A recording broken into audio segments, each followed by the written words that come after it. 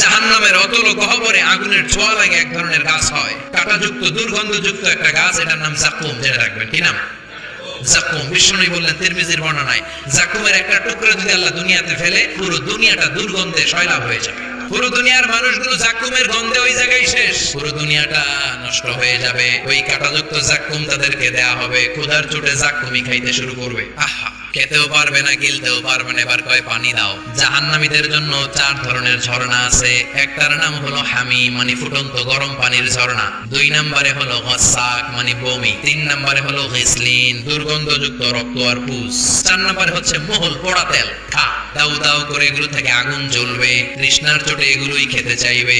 এগুলোর পেয়ালা যখন মুখের সামনে আসবে, এগুলোর উত্তাপে গালের গোশত, চোখের গোশত, কপালের গোশত গুলো ঝলসে ঝলসে পানির মধ্যে পড়ে যাবে। তৃষ্ণার চোটে না পেরে ওইটাই গিলবে, যেখান দিয়ে বেরোবে কেটে চিরে শেষ হয়ে যাবে।